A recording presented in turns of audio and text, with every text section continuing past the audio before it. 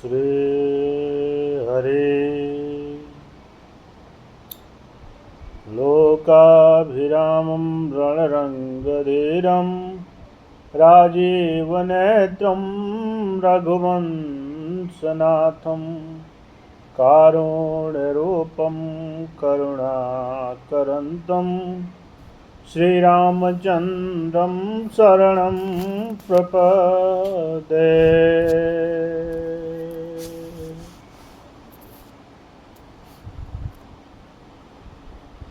राजीव नयन धरे धनुषायक भगत विपत्ति भंजन सुखदायक मंगल भवन मंगल हारी द्रवहु सुदशरथ अजिर बिहारी जनक सुता जग जननी जानकी अतिशय प्रिय करुणा निधान की ताके जुगपद कमल मनावहु जासु कृपा निर्मल मति पावहु प्रणभव पवन कुमार खलबल पावक ज्ञान घन जासु हृदय आगार वसहि राम सर चाप धरा कुंद इंदु समदेह उमार रमन करुणायन जाहि दीन पर नेह करऊं कृपा मर्दन मयन श्री राममय सब जुग जानी करो प्रणाम जोरि जुग पानी जय जय जय हनुमान गोसाई कृपा करो गुरुदेव की नाई।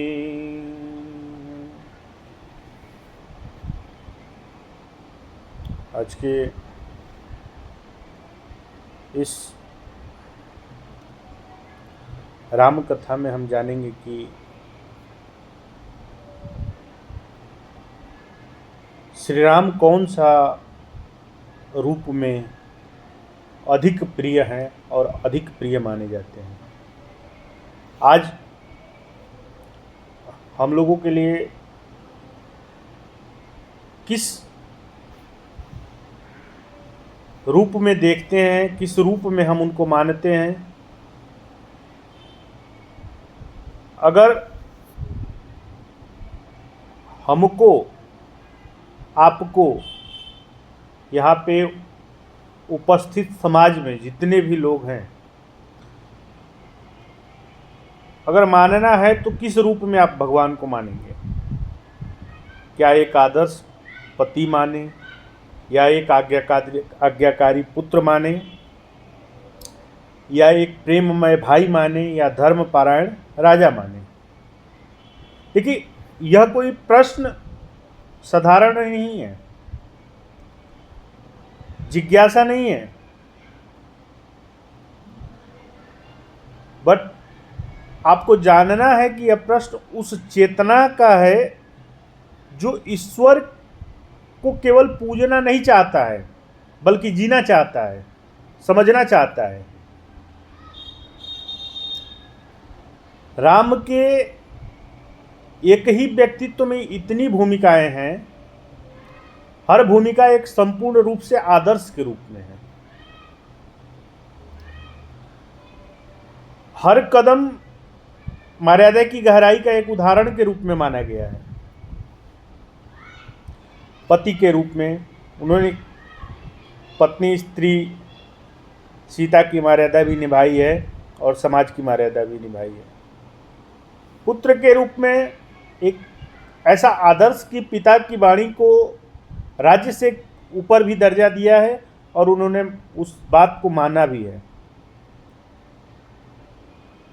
और उसको लेकर उन्होंने वनगमन की यात्रा भी तय किया है। पर मन में कोई क्षोभ नहीं है, मन में कोई इसका क्रोध नहीं है, न अंतःकरण से कोई विद्रोह है। भाई के रूप में आप देखेंगे तो लक्ष्मण के प्रति सुरक्षा और भरत के लिए इतना प्रेम है कि सिंहासन भी उन्होंने सौंप दिया है। राजा के रूप में आप देखेंगे तो उन्होंने शासन को सेवा बना दिया। रामराज्य आज भी एक ऐसा प्रतीक है न्याय और करुणा का और सुचिता का कि आज भी लोग उसकी तुलना किसी भी राज्य की सत्ता से नहीं कर सकते हैं। लेकिन यह प्रश्न यही नहीं रुकता है कि हम राम को किस रूप में माने।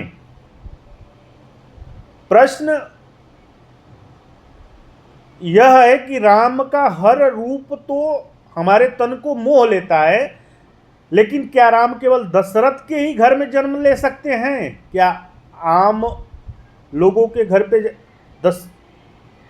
राम जन्म नहीं ले सकते हैं? दशरथ के ही घर पे क्यों जन्म लेंगे? यह सवाल केवल एक ऐतिहासिक सवाल नहीं है रहा है। अब आप देखिए, आध्यात्मिक रूप से इसका वर्णन होगा। यह सवाल अब कथा से निकलकर हमारे और आपके जीवन में प्रवेश कर गया है। दशरथ केवल एक राजा नहीं थे। दशरथ वो एक प्रतीक थे एक साधना का। क्या है? 10 इंद्रियां, 5 ज्ञानेंद्रिया और 5 महाकर्मेंद्रिया, जिसमें ज्ञानेंद्रिया में आँख, कान, नाक, जीभ और त्वचा आता है, और 5 कर्मेंद्रिया में हाथ, पैर, वाणी, मलद्वार और जनेंद्रिया आता है। दशरथ, रथ यानी वाहन, ये शरीर, और दशरथ वो व्यक्ति जो इन 10 रथों की लगाम अपने हाथ में रखे हैं, जिसे अपने मन को बस में किया हो, जिसने वाणी को मर्यादित रखा हो, जिसने वासनाओं पर संयम किया हो, उसी के भीतर राम का जन्म हो सकता है।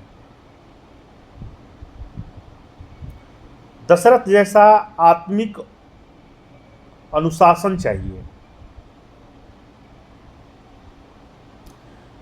तो आज और हम और आप जब भी दीप जलाते हैं, राम की जय जयकार करते हैं, तो एक बार अपने भीतर भी झांक लें, क्या हमने अपने भीतर राम के जन्म के लिए जगह बनाई है?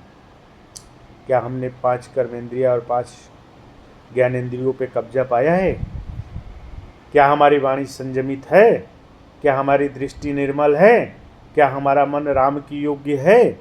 राम अयोध्या में नहीं जन्म लेते हैं बंधुओं, राम मन की मर्यादा में जन्म लेते हैं। यदि मन की मर्यादा में जन्म लेते हैं, तो अगर राम को अपने जीवन में उतारना है तो पहले आपको दशरथ बनना पड़ेगा। देखिए, प्रश्न यह नहीं है कि राम जी किसके घर जन्म लेंगे। प्रश्न यह है कि हमने अपने भीतर राम के जन्म के लिए स्थान बनाया है कि नहीं बनाया है। आप जब तक अपने अंदर दशरथ नहीं बनाएंगे, तब तक आप राम को नहीं पा सकते। एक निष्कासित युवराज, न कोई राज सिंहासन, न कोई सत्ता, न पिता का बल, न शाही सेना, बस हाथ में एक धनुष है और हृदय में अड़िग आत्मविश्वास है। कोई किसके पास है? हमारे राम के पास है। वो राम थे जिनको वनवास मिला है, पर उन्होंने कभी अपने धर्म का परित्याग नहीं किया है। शासन छूटा लेकिन मर्यादा नहीं छूटी है। बंधुओं, ऐसा आत्मबल जो है ना, हर युग के मनुष्यों को प्रेरणा देता है।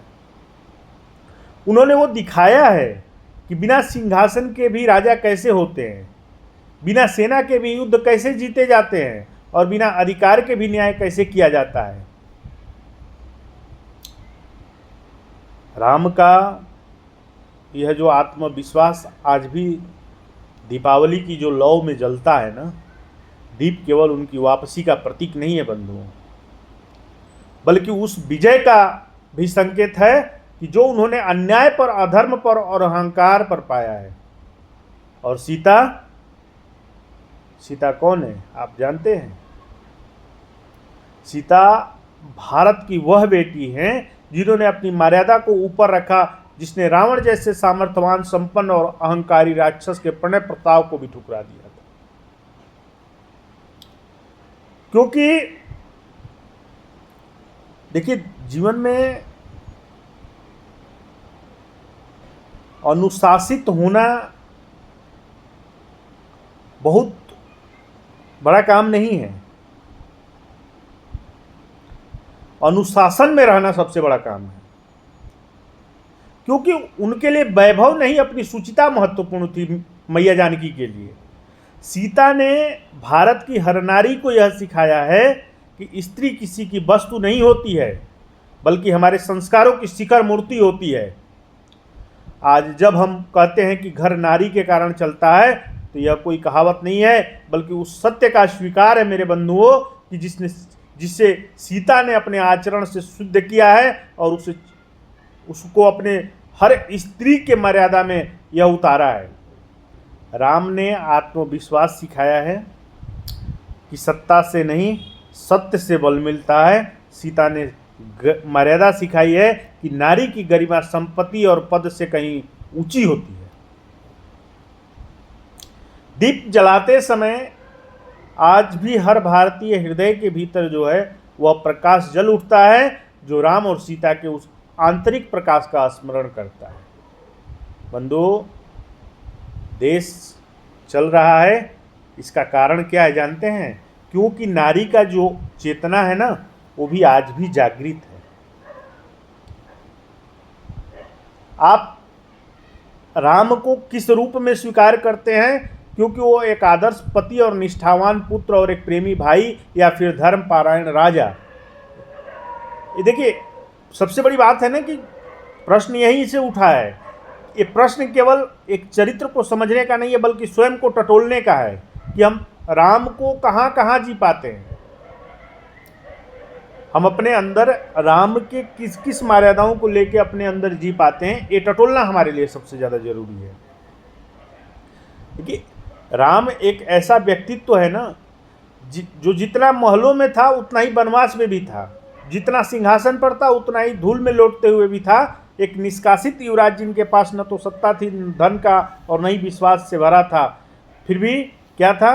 अंदर एक था। वो कौन सा विश्वास था? एक आत्मविश्वास भरा हुआ था। किस रूप का? तो आत्मविश्वास कि हम हैं, और उसमें वो अधर्म पे धर्म का मैं विजय दिलाऊंगा।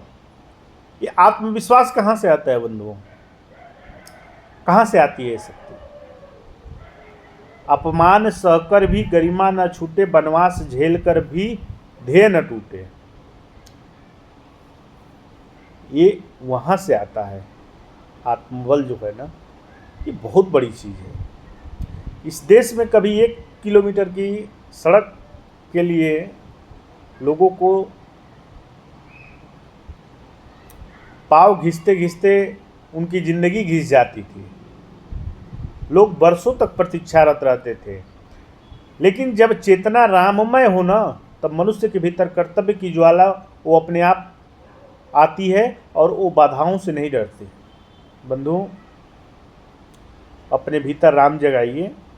राम बाहर से नहीं आते हैं, वो तो वहीं जन्म लेते हैं जहाँ मन मर्यादित हो और कर्म समर्पित हो अपना। और आपको एक और बात बताता हूँ, और जहाँ राम है ना, वहाँ सीता अपने आप है। और जहाँ राम और सीता है ना, वो अयोध्या अपने आप है। वो घर अयोध्या है, वो हर घर अयोध्या है। जो राम के विचारों का पालन करता है, जो सीता की मर्यादा को पालन करता है, जिसने विश्व में सबसे ऐश्वर्यशाली पुरुष के प्रस्ताव को ठुकराया था, क्योंकि उसकी सूचिता अत्यधिक मूल्यवान थी। क्यों?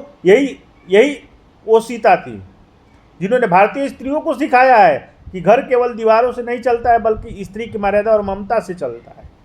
इसलिए कहा जाता है ना कि घर घर चल रहा है, क्योंकि महिलाएं आज भी रामायण से जी रही हैं।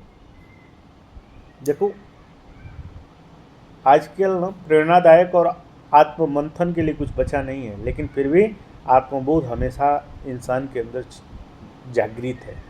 तो सवाल यह नहीं है कि राम कहाँ है, सवाल यह है कि क्या आप राम को जी रहे हैं या नहीं जी रहे हैं। क्या हमने अपने भीतर दशरथ को जगाया है?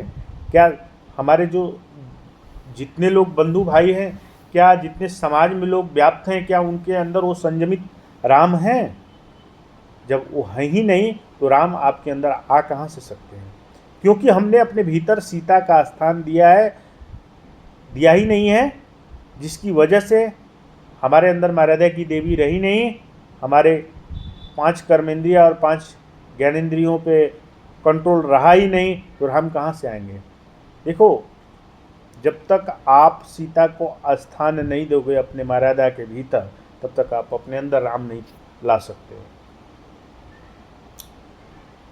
देश केवल सड़कों से नहीं चलता है, देश केवल पैसों से नहीं चलता है, देश चरित्र से चलता है, देश केवल सत्ता से नहीं चलता है, देश संस्कार से चलता है। और जब जब ये संस्कार डगमगाते हैं ना बंधुओं, तब तब राम लौटते हैं दीप जलाने के लिए। आप कभी कभी रिश्तेदारों से मिलने मत जाइए, कभी यूँ ही किसी नए मार्ग पे चल दीजिए। आप देखेंगे उनकी ज़िंदगी में ना, एक टटोल के देखेंगे तो एक नया हाईवे तैयार रहता है और उस पर उनकी गाड़ी बहुत तेज़ भागती है, जिसको आप पकड़ नहीं सकते हो। वो क्या होता है, ऐसा गति, ऐसा आत्मविश्वास। ये रचनात्मक शक्ति कहाँ से आती है? मनोभाव में। जब तक इंसान पाता नहीं है ना, तब तक ये जुड़ाव उसके साथ जुड़ता नहीं है। मेरा अपना विश्वास है कि राम के गुणों को जीवन में यदि उतारते हैं आप, तो राहें खुद ब खुद बन जाती हैं, संकट कम नहीं होते हैं, पर उनका समाधान ढूंढने की आंतरिक ऊर्जा जो पैदा हो जाती है ना, वो मेरे राम जरूर लाके आपके पास रख देते हैं। राम के जीवन में एक गुण था। वो क्या गुण था? कर्तव्य की पूर्णता। और जहाँ भी गए अपने कार्य को अंतिम सीमा तक निभाया है। और उन्हीं के चरित्र से प्रेरणा लेकर आज भी जो राष्ट्र निर्माण में जुड़े हैं, उनके भीतर भी वही रामत्व का कार्य कर रहा है। आप एक स्मरण आता है जटायु का, वीरता का। आप देखेंगे, अभी स्मरण आया मुझे कि जटायु जी का सीता को हरण हो रहा था, लेके जब रावण जा रहा था, और एक वृद्ध पक्षी जटायु आकाश में अपनी दैनिक उड़ान पर था। वो न तो भगवान था न योद्धा था, पर उसने देखा कि अधर्म हो रहा है, और फिर क्या किया, उसने धरती छोड़ दी, पंख फैलाए और आकाश में उड़ान भर लिया।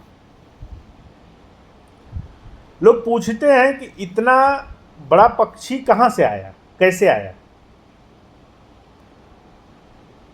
मुझे ऐसा लगता है कि जटायु जो हैं कोई पक्षी नहीं थे, वो एक फाइटर प्लेन के पायलट जैसे थे, जो सर्विलांस पे चलते थे, जो नित्य यह देखता था कि इस धरती पर कहीं अन्याय तो नहीं हो रहा है ना। देखिए, जिम्मेदारी का त्याग देना और उससे त्यागपत्र दे देना समस्या का समाधान नहीं होता है। वह व्यक्ति, वह पक्षी गरुण राज नित्य उड़ान भरते थे और आसमान से देखते थे कि धरती पर कोई अन्याय और अधर्म का कार्य तो नहीं हो रहा है ना। उनके पास शरीर की शक्ति नहीं थी, पर धर्म की शक्ति थी। देखिए, वो रावण को नहीं रोक पाया, लेकिन उसका प्रयत्न राम के हृदय में अमिट स्थान पा गया। राम ने जटायु को गले लगाया और उनके अंतिम क्षणों में उसे पिता सम्मान मानकर विदा किया। यह केवल कहानी नहीं है बंधुओं, यह एक संदेश है कि इस देश में सिर्फ सफल लोग नहीं पूजे जाते हैं, बल्कि प्रयत्न करने वाले भी पूजे जाते हैं। देखिए, आपको क्या करना है, नहीं करना है, ये आपके ऊपर है, लेकिन प्रयास आपको गलत के प्रति हमेशा रहना चाहिए कि यह गलत हो रहा है, तो उसमें आपका योगदान गलत तरीके से नहीं होना चाहिए। उस पर आपकी तरफ से टोका टाकी होना चाहिए कि यह गलत है, इसका परिणाम गलत हो सकता है। तो आज हम तेज़ी से उड़ते हैं, नई सड़कें बनाते हैं, नई दिशा की ओर बढ़ते हैं, तो एक प्रश्न अपने आप से पूछें, क्या हम सिर्फ सफल हो रहे हैं या जटायु की तरह सार्थक भी हैं? क्योंकि राम को प्रभावित करने के लिए राज्य, वैभव या बल नहीं, बल्कि धर्म के लिए लड़ने वाली आत्मा की जरूरत है आज के समय में। और याद रखिए, जो अपनी सीमा में रहते हुए भी अन्याय के विरुद्ध उठ खड़े होते हैं ना, उन्हीं की उड़ान को राम अपनी आंखों में बसा लेते हैं बंधु। राम को पाने के लिए शक्तिमान होना जरूरी नहीं है, सजग होना जरूरी है। राम वही चुनते हैं जो स्वयं को कर्तव्य के लिए अर्पित कर दे, चाहे वो पक्षी हो या कोई आम नागरिक हो। यह क्षमता, यह निरंतर कार्य शक्ति आखिर आती कहाँ से है? यह कोई सामान्य प्रबंधन नहीं है बंधुओं, बल्कि भगवान श्री राम के गुणों से प्रेरित चरित्र की झलक है। जटायु का जो, जिनके बारे में लोग अक्सर पूछते रहते हैं, आप कभी भी जाइए, उस युग में परमाणु बम और फाइटर जेट नहीं हुआ करते थे, यही लोग फाइटर जेट हुआ करते थे, यही लोग, हर युग का अपना अपना एक अस्तित्व रहा है। देखो, अपने विमान के स्क्रीन पर जब जटायु जी ने देखा है कि पड़ोसी विमान में एक महिला का अपहरण हो रहा है, तो उस तकनीक की इतना उन्नत थी उनकी कि उस जहाज में क्या हो रहा है यह उनके विमान से देखा जा सकता था। उन्होंने उस स्त्री की आवाज़ को अपने वॉइस डाटा से मिलाया है और पहचान किया है बंधुओं कि वह मिथिला की राजकुमारी और अयोध्या की महारानी माता सीता हैं, जिनका कि अपहरण रावण द्वारा किया गया है। फिर क्या था, एक प्रहरी, एक देशभक्त अपनी जिम्मेदारी को समझते हुए उसने रावण को ललकारा और जहाज से रुक जाइए, इस स्त्री को आप अपने देश की सीमा में नहीं लेके जा सकते हैं। क्यों? क्योंकि भारत की बेटी है, राजधर्म की मर्यादा है। वह आकाश में युद्ध हुआ और नैतिक और एक नैराश्य की ताकत के बीच जटायु का विमान क्षतिग्रस्त हुआ, वह क्रैश हुआ और जमीन पर गिर पड़ा है। उनके पंख टूट गए हैं, मानो एक जहाज के विंग्स टूट गए हो, लेकिन गिरने से पहले वो इतिहास में अमर हो चुका है। क्यों? क्योंकि उन्होंने अकेले ही अन्याय के विमान को चुनौती दी थी। तो सबसे बड़ी बात है कि जब हम यह कहते हैं कि देश की सड़कें रातों रात बन जाती हैं, कोई पुल आज बनकर तैयार हो जाता है, कि विकास थमता नहीं है, तो याद रखिए, यह केवल योजनाओं का परिणाम नहीं होता है, यह आदर्शों की प्रेरणा है, भगवान श्री राम के चरित्रों से मिलती हुई है। आज राम जैसे प्रहरी, राम जैसे पुत्र, राम जैसे कर्तव्यनिष्ठ नेता हों जो, तो आज देश का भविष्य किस लेवल तक जाएगा आपको और हमको नहीं पता है, लेकिन इतना ज़रूर पता है कि बहुत भविष्य की जो डोर है वो बहुत लोगों के सुंदर हाथों में होगी। इसलिए बंधुओं, देखो, जटायु ने रावण के विमान को चुनौती दी और कहा, रुक जाओ, तुम इस विमान को भारत की सीमा से बाहर नहीं ले जा सकते हो, तो मैं तुम्हें इस भारत भूमि से बाहर नहीं जाने दूंगा। बंधुओं, निवेदन है आज के युग से, आज की युवा पीढ़ी से कि फोर्स लैंडिंग कराओ, नीचे आओ और जहाज को नीचे लाओ। लेकिन रावण का विमान था, रावण का विमान ही होगा, और ऐसा विमान, और हम जानते हैं कि वह किसी साधारण विमान से कहीं अधिक ताकतवर था। यह कोई साधारण जेट नहीं था, यह एक एयरफोर्स वन, जिसको मानते हैं आप और हम लोग, जिसकी शक्ति और क्षमता अपार होती है, वो था। दोनों के बीच में एक भीषण युद्ध हुआ है, और जहाँ जटायु अपनी पूरी ताकत लगाते हैं, लेकिन रावण का विमान और रावण का जो युद्ध बल में जटायु परास्त होते हैं और वीरगति को प्राप्त होते हैं। देखिए, जटायु का विमान जो है, जटायु जो हैं वो क्रैश हो गए हैं, मारे गए हैं, लेकिन जटायु ने मरने के बाद भी हार नहीं मानी है। उन्होंने जब अंतिम युद्ध का क्षण बीत गया था और अंतिम पल में उन्होंने आखिरी अपना दांव लगाया और उसमें से कुछ अंग वस्त्रों को जो है माता का वहाँ पे फेंका है, और अपने चोट से घायल होने के बाद भी रावण को पूरी तरह से विदीर्ण तरीके से घायल कर दिया है। यह सूचना जब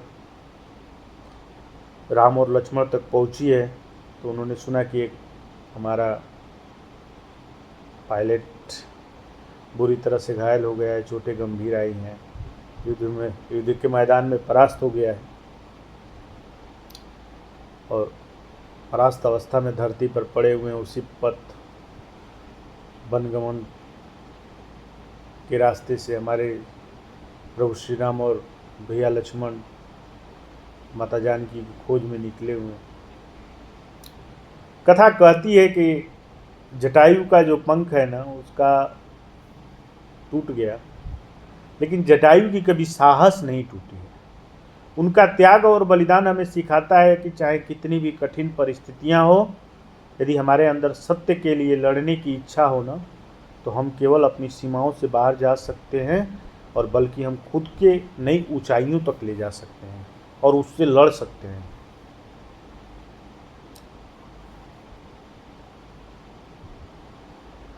जटायु जी कराते हुए भगवान से पूछे कि तुम कौन हो। भगवान राम ने बड़े आदर से अपना परिचय दिया है। कहा, हे तात, मैं अयोध्या के राजा दशरथ का ज्येष्ठ पुत्र राम हूं और ये मेरे प्रिय अनुज लक्ष्मण है। जटायु जी ने यह सुना तो बड़े भावुक हो गए। उन्होंने कहा कि अरे तुम दशरथ के बेटे हो, हम दोनों देवासुर संग्राम में साथ लड़े थे और तुम्हारा चाचा जैसा हूं बेटा, तुम्हें देखकर बड़ी प्रसन्नता हुई है। फिर जटायु जी ने भगवान से कहा, मुझे बहुत खेद है कि तुम्हारी पत्नी सीता का अपहरण हो गया है। मैंने उस अपहरण को रोकने की भरसक पूरी कोशिश की थी, लेकिन अब मुझे लगता है कि मेरी यात्रा समाप्त हो चुकी है। मेरी यहीं तक यात्रा थी। भगवान राम ने उनको सर को अपनी गोदी में रखा है और अपने कष्टों को शांत करने का वचन दिया है। राम ने कहा, चाचा जी, मुझे बहुत दुख हुआ कि आप इस स्थिति में पड़े हुए हैं। आपके साहस और बलिदान के लिए हमेशा याद किए जाएंगे। आपके हम लोग आभारी रहेंगे। देखिए, राम का जो है श्रद्धा और समर्पण जो है जटायु के प्रति, दोनों का है। राम की यदि श्रद्धा है तो जटायु का समर्पण भी है। भगवान राम ने जटायु का सिर अपनी गोदी में रखा और बड़े स्नेह से कहा, चाचा, आप कहे तो मैं आपके उपचार की व्यवस्था करूं ताकि आप ठीक हो जाओ। लेकिन जटायु जी ने बड़े ही मध्यम स्वर में उत्तर दिया, मुझ पर समय नहीं है, मुझे पता है मेरी सांसें अब समाप्त होने वाली हैं। भगवान राम ने जब उनको दुखी देखा है तो बोले, चाचा, आप महापरायण की ओर बढ़ रहे हैं, तो क्या मैं आपसे कुछ मांग सकता हूँ? जटायु जी ने कहा, तुम मुझसे क्या मांग सकते हो राम? भगवान राम ने पूरी विनम्रता से कहा, मुझे बड़ा दुख हुआ कि अपने पिता का अंतिम संस्कार नहीं कर पाया।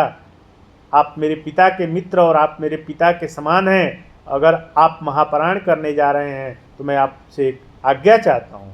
क्या आपके दिवंगत होने के बाद मैं पुत्र की तरह आपका अंतिम संस्कार कर सकता हूँ? क्या मुझे अधिकार प्राप्त है या अधिकार दे रहे हैं आप? यह राम ने मांगा और यही गोदावरी के तट पर भगवान ने अंतिम संस्कार किया है।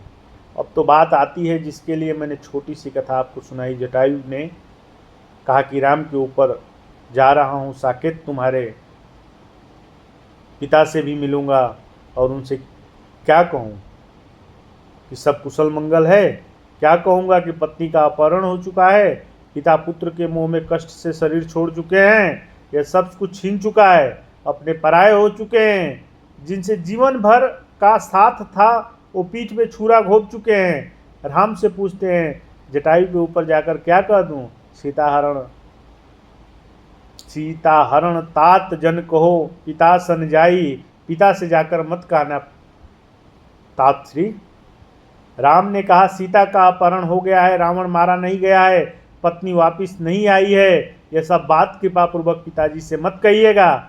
जो मैं राम, अगर मैं उनका लड़का हूँ और उस सूर्यवंश में जन्म लिया हूँ और उस कुल खानदान से सहित रावण आकर स्वयं बताएगा कि मैंने क्या अपराध हो गया था जो सीता ने का हरण किया, और तात से जाकर स्वयं बोलेगा कि मुझसे बहुत बड़ा अपराध हुआ था, अपने पूरे कुल खानदान के साथ बोलेगा, और इस चिंता के मत के कारण यह रावण कुल सहित ऊपर गया और उसने जाकर दशरथ से क्षमा मांगी है कि मुझसे अपराध हुआ है और मैं उसका फल यहाँ भोग रहा हूँ।